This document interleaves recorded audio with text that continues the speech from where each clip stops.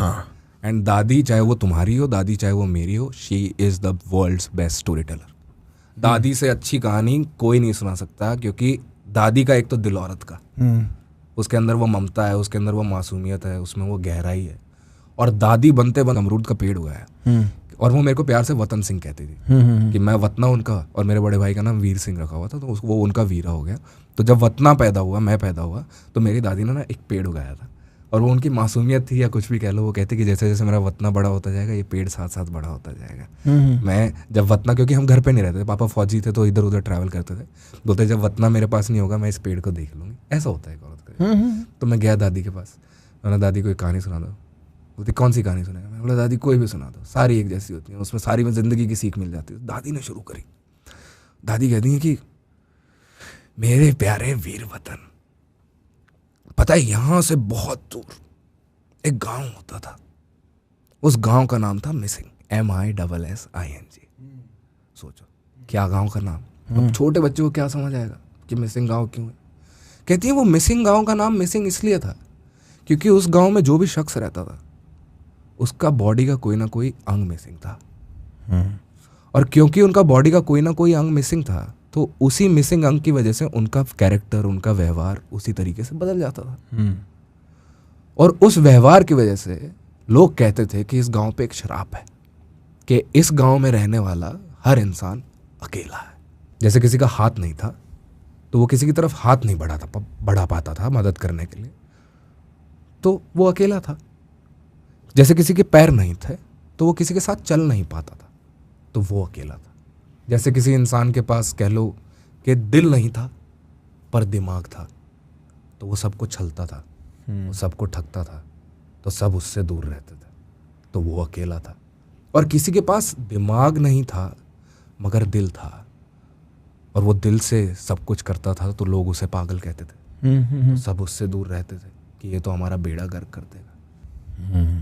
इस गांव के बाहर एक कुटिया थी जहां पे दो भाई रहते थे, वीर सिंह और वतन सिंह. वीर सिंह जो था वो बड़ा भाई था, और वो मेरे बड़े भाई की तरफ इशारा करती, कहती ये बड़ा समझदार होता था, ये होता था.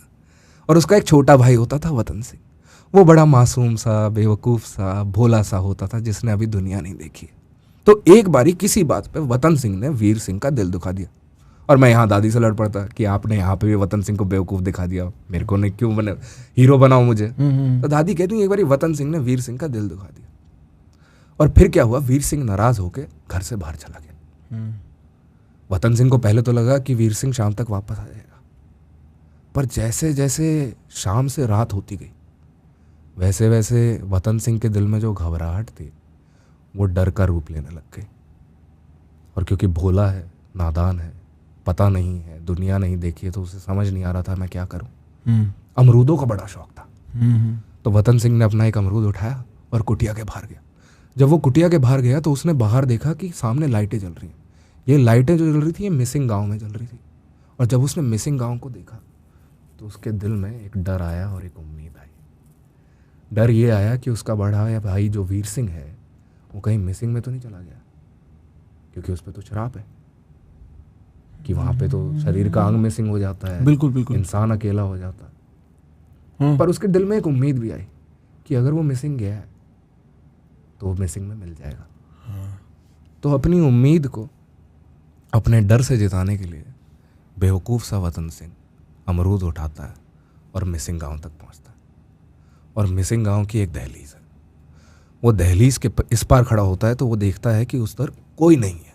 जैसे ही वो दहलीज लांघता है तो वो भी अब गांव का हिस्सा बन गया. अब उसे लोग दिखने शुरू होते हैं, अकेले लोग, भटकते लोग, जिनको पता नहीं है कि वो जिंदगी में कहाँ जा रहे हैं. They are lost. कुछ रिलेट हो रहा है? किसी और दुनिया से रिलेट हो रहा है? इस दुनिया से रिलेट हो रहा है भाई. दुनिया को पता ही नहीं है कि वो लोग कहाँ भाग रहे हैं. और जैसे ही वो अंदर घुसा उसने देखा कि एक सामने एक बहुत बड़ा बरगद का पेड़ है और उसके नीचे एक इंसान खड़ा है. और उस बरगद के पेड़ के नीचे इधर दूर एक इंसान बैठा हुआ है जो अकेला बैठा है और वो बड़बड़ा रहा है. और ये जो पेड़ के नीचे जो इंसान है ये इस इंसान पे चिल्ला रहा है, पर ये इंसान इसकी बात पे रिस्पॉन्ड नहीं कर रहा है. पर वतन सिंह को तो अपने भाई को ढूंढना है, तो ये इसके पास जाता है. ये जो इंसान चीख रहा था, चिल्ला रहा था, कहता है hello sir, my name is Vatan Singh and I am the younger brother of Veer Singh. Veer Singh I think has come to missing. Have you seen him? तो वो बंदा उसको रिप्लाई करता है, हाय मेरा नाम दिल है, क्योंकि मेरे पास दिमाग नहीं है, मेरे पास दिल है, और लोग मुझसे दूर रहते हैं क्योंकि वो मुझे पागल समझते हैं. और हाँ, मैंने तुम्हारे भाई वीर सिंह को देखा है, उसको अभी अभी दिमाग लेके गया है. दिमाग ने उसको अपनी बातों में फंसाया, बहलाया और उसको ले गया. और इससे पहले दिमाग तुम्हारे भाई के साथ कुछ गलत करे, तुम उसे अपने होने का एहसास दिलाओ और उसे बचा लो. तो वतन सिंह उसको कहता है कि वो दिमाग उसको लेके गया है, आप मुझे दिमाग के पास लेके जाएंगे? बोलते मैं लेके तो जाऊंगा, पर एक शर्त है. कहता क्या? बोलता मैं लेके जाऊंगा तब मेरी भूख मिटाएगा जब. और वतन सिंह ऐसे जेबें छानने लग जाता है. कहता मेरे पास पैसे नहीं है, माई आई हैव नो दाल रोटी, माई औकात इज वेरी छोटी, बट विल दिस लिटिल अमरूद फिक्स योर भूख का मूड. और वैसे अमरूद दे रहा होता है उसको, और जैसे वो अमरूद देने जाता है तो ये बंदा जो इधर बैठा था ये चिल्ला पड़ता है, कहता है वतन इसे अपना अमरूद मत दो, ये दिल नहीं है, ये दिमाग है. ये दिमाग है जो दिल बन के तुमको छलना चाह रहा है. इसकी बातों में नहीं आना है. वतन सिंह कहता है तो तुम कौन हो? वो कहता है मैं दिल हूं. कहता है ये, वतन सिंह कहता है कि ये भी दिल है और ये भी दिल है, दोनों में से कौन है दिल? अब मैं कैसे समझूं? मैं तो बेवकूफ हूं, नादान हूं, मैं तो इस दुनिया में आज आया हूं, मुझे तो दुनियादारी की समझ नहीं है, मैं कैसे समझूं? ये इंसान जो साइड में बैठा था ये कहता है देखो, तुमने इससे पता पूछा, इसने कहा कि ये तुम्हें वहां ले जाएगा, पर ये बदले में तुमसे कुछ मांग रहा है.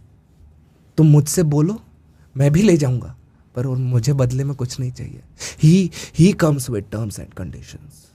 आई am subject to market risk. मैं दिल हूं. दिल ऐसा ही होता है, बेवकूफ होता है, नादान होता है. कहते तुम्हें पता है मेरा भाई कहां गया है? कहता है नहीं. बोलते तुम्हें दिमाग का घर पता है? कहता है ढूंढ लेंगे. तो वतन सिंह अपना अमरूद बचा के इस इंसान को अलविदा कह के इस इंसान के साथ गांव में घूमने लग जाता है. पहले वो एक ऐसे इंसान के पास जाते हैं जिसके पास हाथ नहीं थे, और यहाँ पे एक दूसरे से लोग बात भी नहीं करते हैं क्योंकि अकेले हैं. तो वो उससे पूछते हैं आपको पता है दिमाग का घर कहाँ है? वो चाहता तो इशारा कर सकता था, पर हाथ नहीं थे, बात वो कर नहीं सकता. फिर वो दूसरे इंसान के पास गए जिसके पास पैर नहीं थे. तो उससे पूछते हैं आपको पता है दिमाग का घर? तो वो ऐसे इशारा करता है और सामने दीवार खड़ी होती है. और वतन सिंह क्योंकि बेवकूफ़, भोला है, नादान है, वो जब उसको इंसान ऐसे करता है बार बार, उसे लगता है कि वो उसे गेट आउट कह रहा है. तो वो उसके घर से निकल जाता है. 1-1.5 घंटे तक वतन सिंह और उसका दिल गांव में घूमते रहते हैं.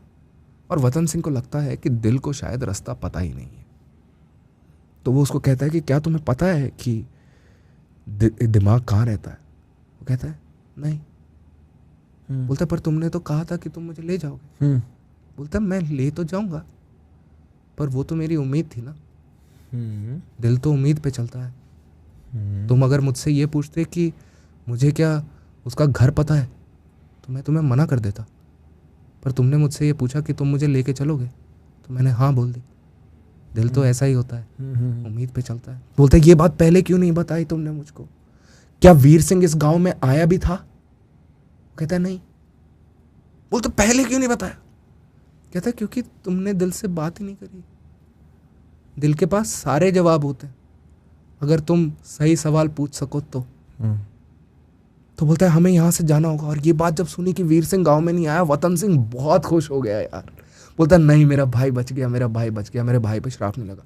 वो जैसे ही उस गांव के दहलीज पे निकलने के लिए दोबारा पहुंचा, उसने वो दहलीज लांगी और वो पीछे मुड़ के देखता है तो वो दिल गायब हो जाता है. और वो जैसे ही दहलीज के इस पार आता है फिर दिल दिख जाता है उसको. आंखों में आंसू हैं, उदास है, क्योंकि वतन सिंह उसको छोड़ के जा रहा था. वो कहता है तुम मेरे साथ चलोगे दिल?